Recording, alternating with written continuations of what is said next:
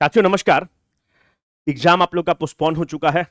तो बहुत लोग इस धर्म संकट में हैं कि पीटी का तैयारी करें कि मेंस का तैयारी करें। तो आज दो तीन चीज पर डिस्कस करने वाले हैं। और सबसे महत्वपूर्ण ये चीज है कि हम लोग ये डिस्कस करने वाले हैं कि हम लोग कुछ फ्री इनिशिएटिव लेकर आए हैं आपके लिए। तो वो वीडियो के अंत में आपको बता देते हैं कि फ्री इनिशिएटिव में क्या है, आप देखते रहिए। पर अभी जो डायलेमा है, let's tackle the elephant in the room, कि भैया अभी पीटी का केवल तैयारी करें कि मेंस का तैयारी करें।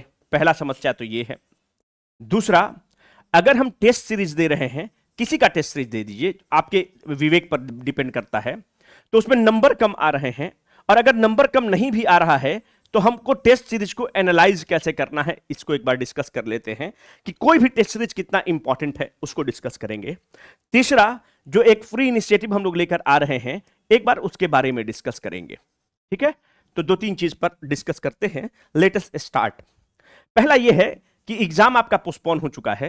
तो यह चीज तुम ध्यान रखना कि ये अगर एग्जाम का तुम्हारा साइकिल है, तो प्रीलिम्स को अगर खिसका कर यहां कर दिया गया है, तो यह याद रखना कि तुम्हारा मेंस का टाइमिंग स्क्वीज हो चुका है।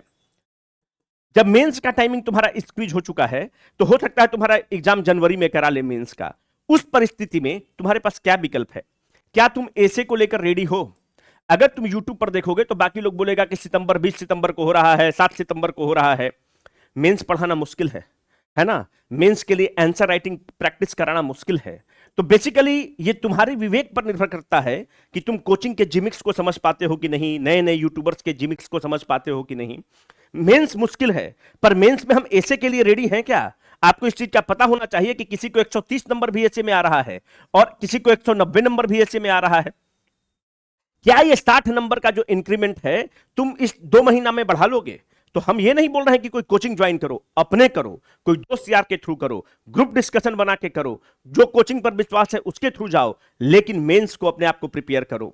अगर मेंस नहीं प्रिपेयर करोगे, इस चक्र से नहीं बाहर निकल पाओगे। प्रीलिम्स होगा, मेंस में फंस जाओगे, फिर स्कोर कार्ड लेके हम लोग के पास आओगे, GS1 में कम दे दिया, GS2 में कम दे दिया, ऐसे में कम कर दे दिया।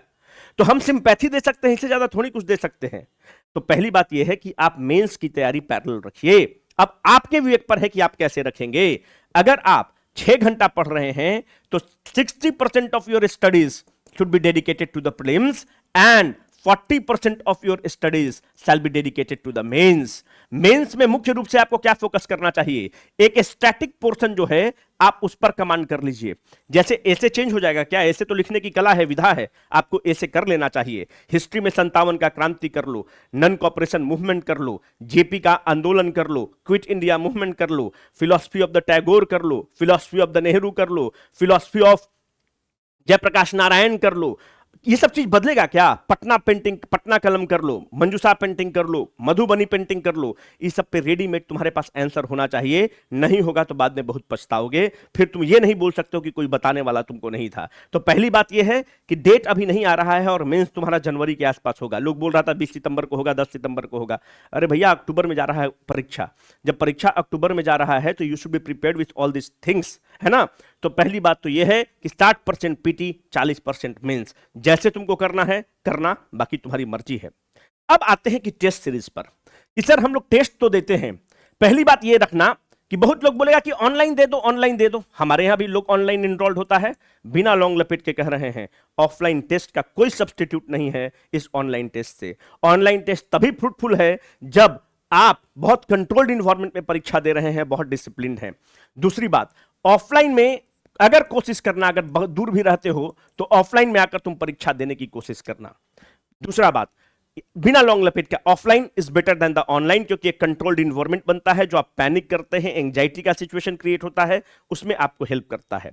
अब प्रश्न उठता है कि सर किसका टेस्ट सीरीज देना चाहिए? जिस पर आपको विश्वास है उसको दीजिए। बीसीडब्ल्यू पर विश्वास है तो बीसीडब्ल्यू का दीजिए, XYZ लैम्डा पर विश्वास है तो उसका दीजिए, पर कोई एक रेपुटेड कोचिंग का दीजिए, है ना, जिसका एक डेडिकेटेड टीम है और जो एग्जाम के नेचर को पकड़ता हो, है ना, उसका दीजिए। आपके विवेक पर एकदम कंप्लीटली है।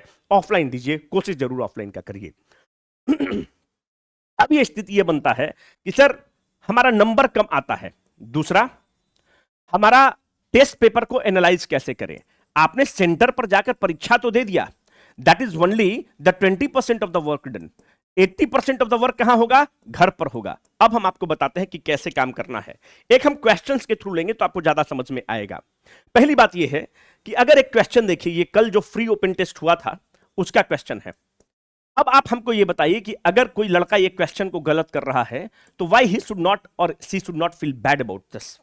भैया बीपीएससी में क्वेश्चन तो तुमसे पूछेगा ना कि बिहार के विभाजन से क्वेश्चन पूछता है। Formation of a Bihar is an important theme of the BPSC.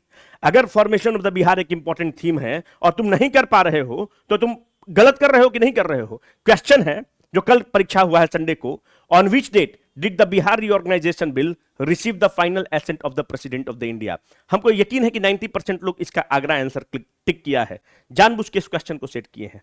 इसलिए सेट किए हैं कि तुम गलत करो। भाई फॉर्मेशन ऑफ द बिहार एक इंपॉर्टेंट थीम है। अगर तुम झारखंड का फॉर्मेशन बिहार से तुम देखोगे तो झारखंड 28th स्टेट के रूप में फॉर्मेशन होता है। झारखंड 45.85% एरिया लेकर बाहर जाता है। झारखंड को रत्न गर्भा बोलते हैं। Jharkhand is often called as the Ruhr Pradesh of the India कहते हैं। रूर एक स्टेट है जर्मनी में which is rich in the minerals. देश का 40% मिनरल झारखंड के पास है। हमको यह बात पता होना चाहिए कि जो लोकसभा में जो बिल पास हुआ था वो 2 अगस्त को पास हुआ था। राज्यसभा में जो बिल पास हुआ था वो 11 अगस्त को पास हुआ था। हमको यह पता होना चाहिए कि राष्ट्रपति महोदय ने 25 अगस्त को इसकी सहमति दे दी थी, पर 15 नवंबर इसलिए चूज किया गया क्योंकि बिरसा का जयंती था, भगवान बिरसा मुंडा का जयंती था। तो अगर हमको यह सब चीज नहीं पता है तो आप बताइए हम अच्छा तैयारी कर रहे हैं क्या? I should feel bad about this और नॉट? आप हमको सिंपल सा बात बताइए। एक हम सिंपल क्वेश्चन फ्रेम किए हैं, उसके पीछे लॉजिक ये था। क्या हमको ये बात नहीं पता होना चाहिए कि जब बिहार का फॉर्मेशन हो रहा था, जब झारखंड का फॉर्मेशन हो रहा था तो उस समय प्राइम मिनिस्टर कौन था? उस समय पंडित अटल बिहारी वाजपेयी प्राइम मिनिस्टर थे। हमको नहीं पता होना चाहिए कि प्रेसिडेंट कौन था, तो भाई तो प्रेसिडेंट के.आर. नारायणन थे। हमको पता होना चाहिए कि बिहार की मुख्यमंत्री राबड़ी देवी थी। हमको पता होना चाहिए कि बाबूलाल मरांडी पहले मुख्यमंत्री थे। हमको पता होना चाहिए कि झारखंड का जो पहला गवर्नर था वो प्रभात कुमार था। उस समय बिहार का गवर्नर वीसी पांडे था। अगर हमको ये सब नहीं पता है तो हम तैयारी ठीक से नहीं कर रहे हैं। तो क्वेश्चन अगर ये तुम गलत किए हो तो you should feel bad about this. और अब क्या करना है, तुम्हारा काम क्या है? अगर हम ये क्वेश्चन सर गलत किए हैं तो मेरा काम ये है कि जहां पे फॉर्मेशन ऑफ द बिहार जो टॉपिक है वहां पे दाहिने में जो तुम जगह छोड़ के रखे हो अपने कहीं स्पेस पे, वहां पर ये सब फैक्ट को तुम डाल दो। अगर तुम इस फैक्ट को नहीं डाल रहे हो तो मानते हैं कि ये तुम्हारा इस एग्जाम को ब्रिज कर थ्रेशोल्ड लिमिट है ब्रिज करने का, और तुम्हारा नोट्स का लेवल यहां है। अनटिल और अनलेस इस नोट में तुम टॉप अप नहीं करोगे तब तक ये यहां पर नहीं पहुंचेगा, उस थ्रेशोल्ड को नहीं ब्रिज कर पाएगा। तो only way is to top up your notes. तो अगर ये क्वेश्चन तुम गलत कर रहे हो तो तुमको बुरा फील होना चाहिए कि नहीं होना चाहिए? You should feel bad about this. अब एक दूसरा क्वेश्चन लो, ये कल ही के टेस्ट का उदाहरण उठाए हुए हैं। इसका करेक्ट आंसर 7000 है। अब तुम हमको बताओ अगर ये क्वेश्चन तुम गलत किए हो तो तुमको क्यों नहीं बुरा लगना चाहिए? Why you should not feel bad about this? आपको पता है ना कि बिहार में पंचायती राज जो सिस्टम है, पंचायती राज इंस्टीट्यूशन बीपीएससी का एक कोर एरिया है जहां से वो क्वेश्चन पूछता है। और अगर तुम ये क्वेश्चन तुम नहीं तैयार किए हो तो तुम्हारी तैयारी अच्छी नहीं है। You should feel bad about this. I know कि हम तुमको बहुत रफ बात कर रहे हैं, but the bull has to be taken by its horn my dear friend. हमको तुम ये बताओ कि तुमसे पूछता है कि नहीं कि बलवंत राय समिति क्या है? तुमसे पूछता है कि नहीं कि अशोक मेहता समिति क्या है? तुमसे पूछता है कि नहीं कि जीभी के राव समिति क्या है? तुमसे पूछता है कि नहीं कि एलएम सिंघवी समिति क्या है? अब तो तुमको ये बात अगर नहीं पता है तो तुमको बुरा लगना चाहिए। ये जो 7000 का नंबर है जो बिहार पंचायती राज एक्ट 2006 है वो कहता है कि वो अधिकार किसको है ये ग्राम पंचायत डिक्लेयर करने के लिए। वो कलेक्टर को अधिकार है कि ग्राम पंचायत को डिक्लेयर करेगा जहां पे 7000 का पॉपुलेशन आसपास होगा। ये तुमको पता होना चाहिए कि बिहार में त्रिस्तरीय व्यवस्था है, 3 टियर सिस्टम है। और अगर नहीं पता है तो इसको तुम नोट में ऐड करो, अपने नोट्स को रिवैम्प करो। और अगर ये सब गलती करने के बाद भी अगर तुम थेथर बने हुए हो तो खुद अपना खाई खोद रहे हो मेरे भाई। Why you should not feel bad about this. ये कल के ही एग्जाम का तुम्हारा पेपर है। हम और दिखा रहे हैं, ये क्वेश्चन जानबूझ के फ्रेम किए हुए हैं कि before Sher Shah Suri move the capital to the Patna which city was primary the centre of the Afghan power and administration in Bihar. Hindi में यहां लिखा हुआ है। वीडियो को पॉज करो और कमेंट करके इसका आंसर बताओ बिना आंसर देखे हुए। हम बता रहे हैं, वीडियो को पॉज करके बताओ। 90% लोग इसमें करेक्ट आंसर सासाराम टिक किया है। जानबूझ के एक क्वेश्चन फ्रेम किए हैं। अरे भाई तुम हमको यह बताओ कि yes Sher Shah Suri was the इक्तदार ऑफ द सासाराम, पर यह तुमको बुरा क्यों नहीं लगना चाहिए कि कब सासाराम कैपिटल रहा है बिहार का? हम जानबूझकर ये क्वेश्चन आपसे पूछना चाह रहे थे कि तुमको ये बात पता है कि नहीं कि Rajgriha was the capital, Bihar Sharif was the capital, उसको बिहार शरीफ को उदंतपुरी भी बोलते थे। It was the capital of the Bihar during the ancient times. और अगर ये क्वेश्चन जानबूझ के दिया कि शेरशाह सूरी का मकबरा उसको ध्यान आएगा और इक्तदार ऑफ द सासाराम है, फटाक से वो टिक करेगा, प्रॉम्प्ट करेगा and you will go wrong. My dear friend, ये सब क्वेश्चन अगर तुम गलत कर रहे हो तो you should feel bad about this. Update your notes. आप नहीं करेंगे, कोई और अपडेट कर देगा नोट्स। और उदाहरण तुम देखो कि कैसे एनालाइज करना है।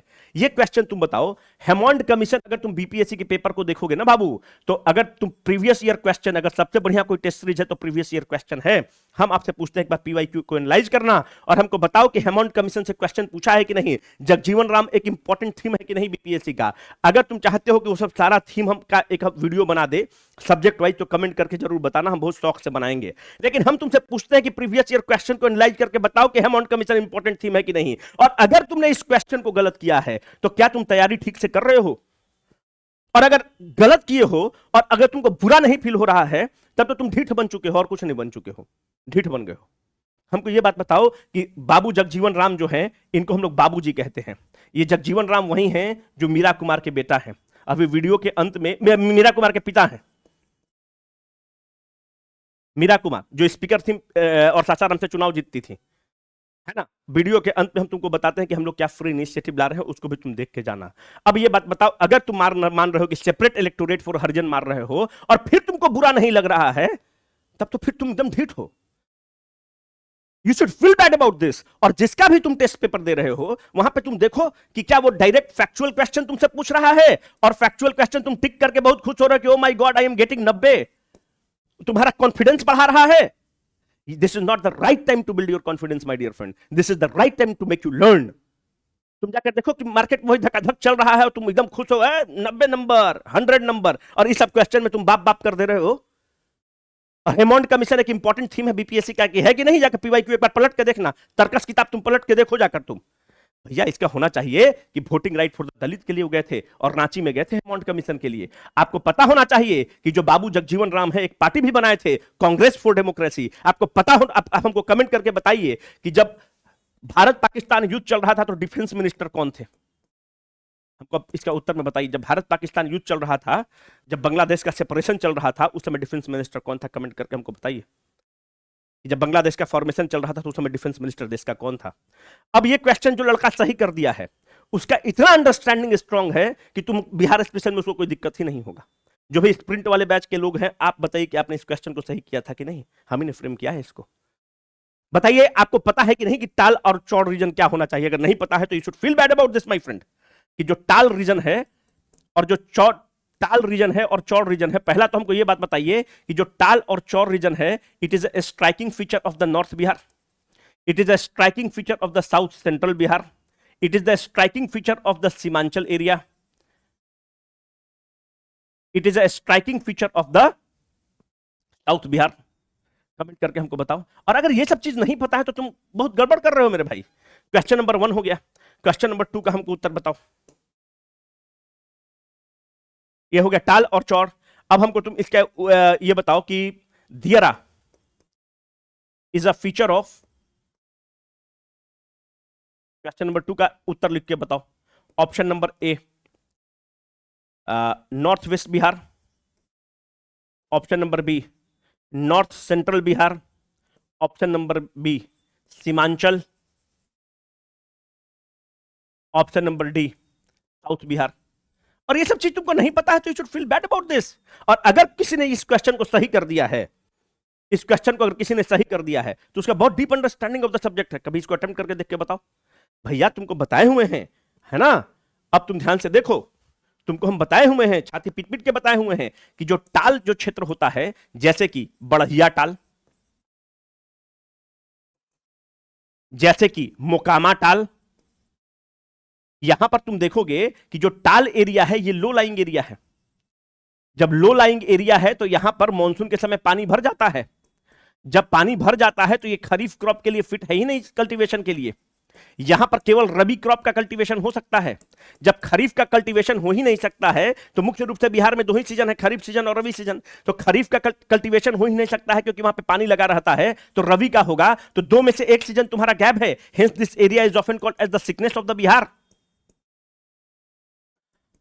तो ये बताओ यहां पर शुगर कैन कैसे लग सकता है, कैश क्रॉप कैसे लग सकता है। अब हम तुमसे यह पूछना चाहते थे कि तुमको यह अंडरस्टैंडिंग है कि नहीं कि खरीफ क्रॉप क्या है, रबी क्रॉप क्या है। अभी एपीओ का परीक्षा है, देखना तुमसे पूछा है खरीफ क्रॉप और रबी क्रॉप। और अगर यह गलत तुम कर रहे हो तो क्यों नहीं तुमको बुरा लगना चाहिए। राइस एंड में खरीफ क्रॉप है, खरीफ क्रॉप है, और खरीफ का खेती हो ही नहीं सकता है टाल क्षेत्र में क्योंकि लो लाइंग एरिया है। जूट वगैरह यहां पर होता है कि जूट वगैरह पूर्णिया में होता है, सीमांचल वाला एरिया में होता है। अब pulse like gram and lentils, ये इसका करेक्ट आंसर हो जाएगा भैया, रबी क्रॉप की बात हो रही है। अगर ये सब क्वेश्चन गलत कर रहे हो तो you should feel bad about this. जो तुम नोट्स बनाए हुए हो उसको रिवैम्प करने की जरूरत है, नहीं तो ये सब चवन्नी भर का क्वेश्चन है, कंसेप्चुअल क्वेश्चन है। अगर तुम बीपीएससी का भी तैयारी करके सोच रहे हो कि दरोगा वाला खट खट खट खट मार देंगे, तो वहां भी एनसीईआरटी पूछने लगा है। You should feel bad about this my friend. हम तुमसे ये क्वेश्चन पूछते हैं, नोटा एक इंपॉर्टेंट थीम है कि नहीं बीपीएससी का, हमको तुम ये चीज बताओ। और अगर तुमको इतना भी अंडरस्टैंडिंग नहीं है कि नोटा एक इंपॉर्टेंट थीम है बीपीएससी का, तो अपने पैर में कुल्हाड़ी मार रहे हो, पीवाईक्यू को एनालाइज नहीं कर रहे हो। एक चीज बता रहे हैं कि बीसीडब्ल्यू का टेस्ट का कोई औकात नहीं है, कोई भी कोचिंग का कोई औकात नहीं है। PYQ is the best test series. PYQ को पलटो, तर्कश जो किताब है उसके थ्रू जाकर उसको एनालाइज करने की कोशिश करो, नहीं तो बाकी अपने पैर में तुम कुल्हाड़ी मार रहे हो और कुछ नहीं कर रहे हो। हम तुमसे पूछ रहे हैं कि अगर तुमने इस क्वेश्चन को गलत किया है क्योंकि नोटा एक इंपॉर्टेंट थीम है, तो why you should not feel bad about this. इसका तुमको नहीं पता होना चाहिए कि भैया जो राष्ट्रपति का इलेक्शन होता है, वो जो प्रेसिडेंट का इलेक्शन है, वाइस प्रेसिडेंट का इलेक्शन है, ये क्वेश्चन हम ही फ्रेम किए हैं। प्रेसिडेंट और वाइस प्रेसिडेंट का इलेक्शन है, और ये सब जो कल जो यस्टरडे टेस्ट हुआ है उसका क्वेश्चन है। हमने टेलीग्राम पर इसका पीडीएफ भी डाल दिया है। जो भी लोग नया लोग सुन रहे हैं, आप क्लिक करिएगा टेलीग्राम पर, वीडियो के अंत में टेलीग्राम लिंक है, वहां पर क्लिक करिएगा, उसका आंसर की भी दे दी है, क्वेश्चन भी क्या भी पीडीएफ दे दिए हैं। यहां पर नोटा का कोई कंसेप्ट हो ही नहीं सकता है, आइडियली नहीं हो सकता है। अब तुम जाकर देखो नोटा का क्या कंसेप्ट क्या होता है। तो नोटा का कंसेप्ट लोकसभा चुनाव में हो सकता है, एमएलए के चुनाव में हो सकता है, अगर स्टेट इलेक्शन कमीशन चाहे तो म्युनिसिपैलिटी और लोकल बॉडी के चुनाव में हो सकता है, वाइस प्रेसिडेंट और प्रेसिडेंट के इलेक्शन में हो ही नहीं सकता है। अगर तुमको यह अंडरस्टैंडिंग नहीं है कि प्रेसिडेंट और वाइस प्रेसिडेंट का अगर इलेक्शन होगा तो सीधा सुप्रीम कोर्ट में चैलेंज होगा, तो इसका मतलब तुम पॉलिटिक्स ठीक से नहीं पढ़े हो, है ना। बाकी अपने आप को डीडी बसु समझते रहो, सुभाष कश्यप तुम समझते रहो, क्योंकि जब अप्लाई करने पर आ रहा है तो तुम अप्लाई नहीं कर रहे हो। आई नो बहुत लोग का ईगो हर्ट हो रहा होगा, पर this is what you are supposed to learn from a test series. अगर ये लर्निंग नहीं हो रहा है and you are not feeling bad about this, then अपना स्कोर नहीं बढ़ा पाओगे। बाकी तुम्हारी मर्जी है, बाकी हम गोल गोल तो बात करने के लिए खूब तुमसे बढ़िया बढ़िया बात करते हैं, हाँ भाइयों बहनों ऐसे करो वैसे करो। अगर नहीं बुरा लग रहा है तो अपने पैर पे कुल्हाड़ी मार रहे हो, फिर 1200-1500 जो सीट आया हुआ है ना, इसको गंवाओगे और कुछ नहीं करोगे। चलो, which one of the following state has the same number of the seats in the Rajya Sabha as Bihar. क्या ये क्वेश्चन बहुत बड़ा तुर्रम खान क्वेश्चन है, और अगर हम नहीं पता है क्लास में तो तुम हमको गरियाओ। हम तुमको बताए हुए ना भैया, या तुम कहीं भी पढ़े होगे तो कोई मास्टर तुमको बताया होगा ना कि भैया असेंबली में 243 सीट है, भैया यहां पे अगर 40 सीट सांसद का होता है, राज्यसभा में 16 सीट है। इसलिए क्वेश्चन इंपॉर्टेंट है क्योंकि अभी राज्यसभा का चुनाव हुआ है, द हिंदू और इंडियन एक्सप्रेस पर भर के क्वेश्चन आया है।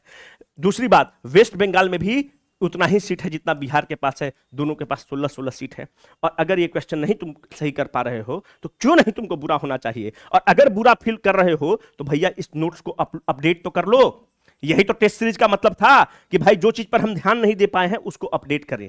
तो पहला टेस्ट सीरीज का मुख्य मकसद ये होता है कि हमको कम नंबर आया तो हमको खुश होना चाहिए, I should feel happy about this.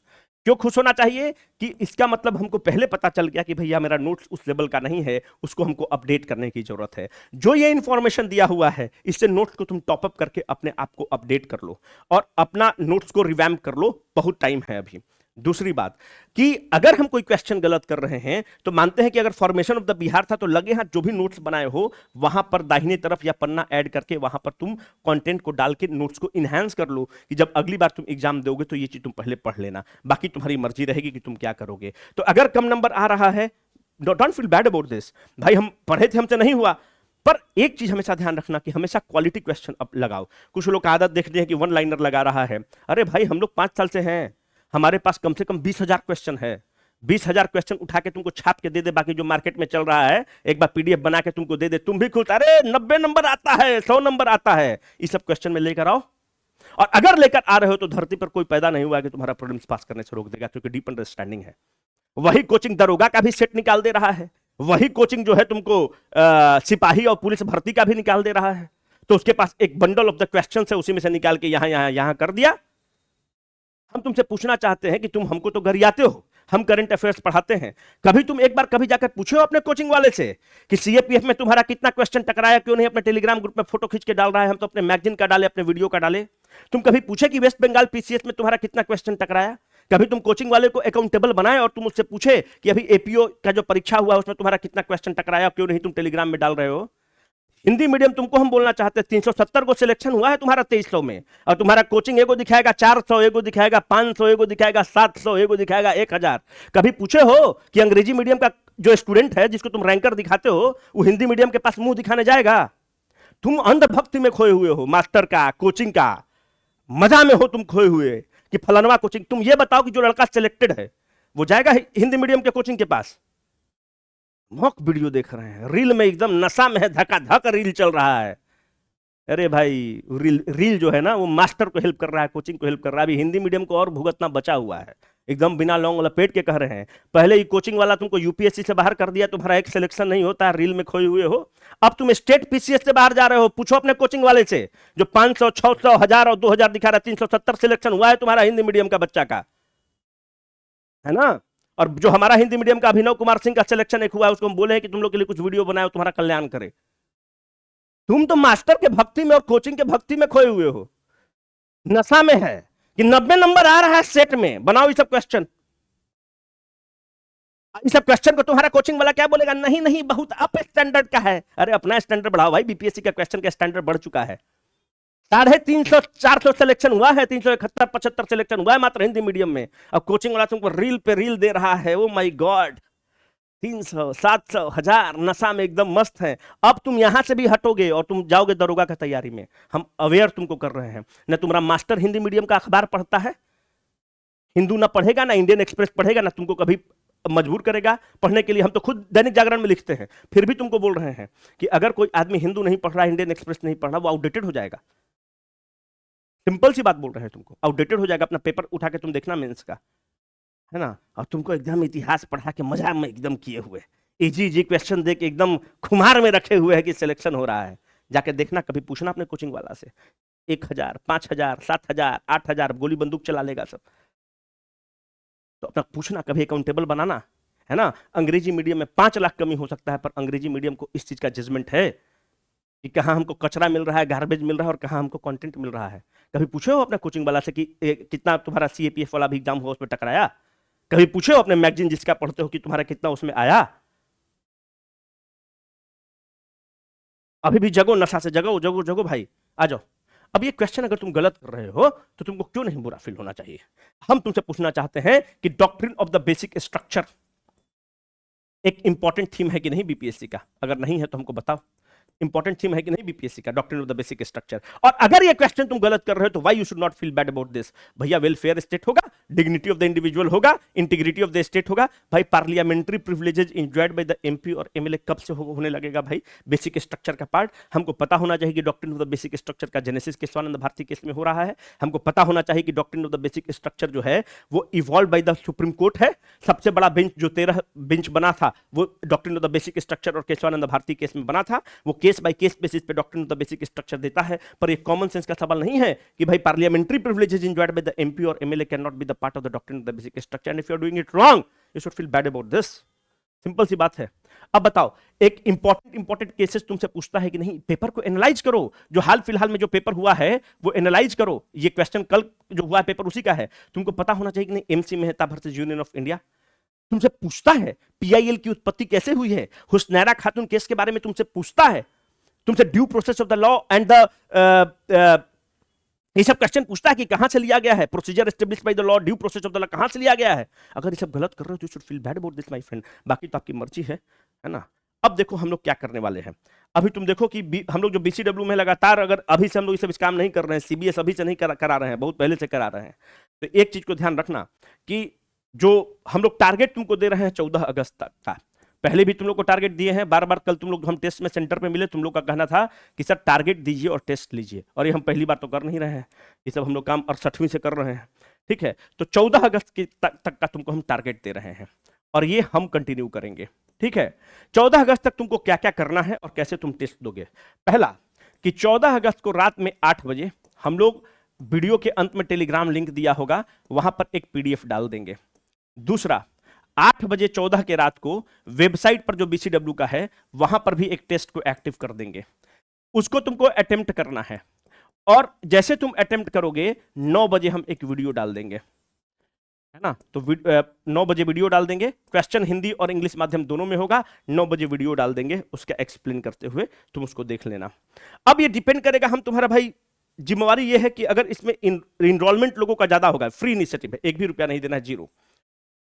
अगर तुम्हारा रिस्पॉन्स अच्छा रहा, वीडियो का रीच अच्छा रहा, मैक्सिमम लोगों तक हम लोग पहुंच रहे हैं, क्योंकि अगर फ्री इनिशिएटिव हमारा दुनिया भर का क्लास चलता है, तो उसको छोड़ के अगर हम ये काम कर रहे हैं फ्री इनिशिएटिव, तो हम भी चाहेंगे कि मैक्सिमम लोगों तक रीच करें, है ना। तो अगर आपका रिस्पॉन्स अच्छा रहा तो इस इनिशिएटिव को हम कंटिन्यू करेंगे। आपको हर 4 दिन 5 दिन का टारगेट देंगे, आप उसको फॉलो करिए, प्रीलिम्स निकलने में बहुत सहूलियत होगा। और ये पहले भी निकला है लोगों का, और सीबीएस जो है आज से नहीं चला रहे हैं भाई, 67वीं से चला रहे हैं सीबीएस, और उसका इतना डिमांड रहता है। तो ये इनिशिएटिव अभी से नहीं चला रहे हैं और 6वीं से चला रहे हैं, टारगेट बेस्ड इनिशिएटिव। तो अगर आपका रिस्पॉन्स अच्छा रहा तो हम लोग बहुत शौक से इसको करना चाहेंगे। तो 14 अगस्त तक आप क्या कर लेंगे, पूरा बिहार ज्योग्राफी कर लेंगे भाई। सॉइल्स ऑफ द बिहार, मृदा of the Bihar, river system of the Bihar, formation of the Bihar, wild life and the sanctuaries of the Bihar, Bihar में पूरा नदियां, बिहार में मिनरल्स, जो भी पूरा बिहार ज्योग्राफी है पूरा पढ़ लीजिए। बिहार ज्योग्राफी से क्वेश्चन पूछेंगे। पॉलिटी में मेकिंग ऑफ द कॉन्स्टिट्यूशन एक इंपॉर्टेंट थीम है, एंड द प्रीएम्बल एक इंपॉर्टेंट थीम है, ये दोनों टॉपिक कर लीजिएगा। करंट अफेयर्स में इंपॉर्टेंट ऑपरेशंस, मानते हैं कि ऑपरेशन गंगा क्या है, ऑपरेशन अजय क्या है, इसको कर लीजिएगा। अवार्ड्स एंड द प्राइजेज एक इंपॉर्टेंट थीम है बीपीएससी का, उससे पूछता है। तीसरा, बुक्स एंड ऑथर भी एक इंपॉर्टेंट थीम है, उससे पूछता है। तो पूरा बिहार ज्योग्राफी 14 तक कर लेना है। आज 10 है, तो 10, 11, 12, 13, 14, 5 दिन का हम टारगेट दे रहे हैं। बिहार ज्योग्राफी पूरा कर लीजिएगा। दूसरा, पॉलिटी में मेकिंग ऑफ द कॉन्स्टिट्यूशन और प्रीएम्बल कर लीजिएगा।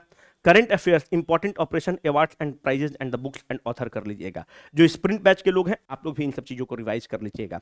और 14 तारीख को हम लोग 8 बजे हम क्वेश्चन डाल देंगे, पीडीएफ डाल देंगे, इसका एक्सप्लेनेशन भी डाल देंगे, आपको एक वीडियो के रूप में डाल देंगे, और फिर देखते हैं आप कितना नंबर लाते हैं। और इस तरह से फिर 14 तारीख को शाम को हम एक नया आपको टारगेट दे देंगे वीडियो में 5 दिन के लिए, और इस तरह से हम लोग आगे बढ़ बढ़ के करेंगे। ये ट्राइड एंड टेस्टेड है, ऐसा नहीं है कि हम लोग पहली बार कर रहे हैं, है ना। ये हम ही लोग का आइडिया था और इसको बहुत दिन से हम लोग कर रहे हैं। तो उम्मीद करते हैं कि आपको ये वीडियो पसंद आया होगा। और इंपॉर्टेंट थीम्स पर अगर आप चाहते हैं कि सर इंपॉर्टेंट थीम्स पर वीडियो बनाइए, या आप चाहते हैं कि सर इंपॉर्टेंट कुछ क्वेश्चंस लेकर डिस्कस करिए जिस तरह से आज लिए हैं, तो जरूर बताइएगा, है ना। और बिहार स्पेशल को बहुत लाइट मत लो। अगर क्वेश्चन जटिल पूछ देगा तो ढेचुआ दोगे, और कुछ नहीं, ढेचू ढेचू करना स्टार्ट करोगे और कुछ नहीं करोगे, है ना। कमेंट करके बताना कि कैसा लगा और ये इनिशिएटिव कैसा है। अगर तुम्हारा रिस्पॉन्स रहा तो इसको खूब अच्छे से कंटिन्यू करेंगे। Signing off for the day, Rohit.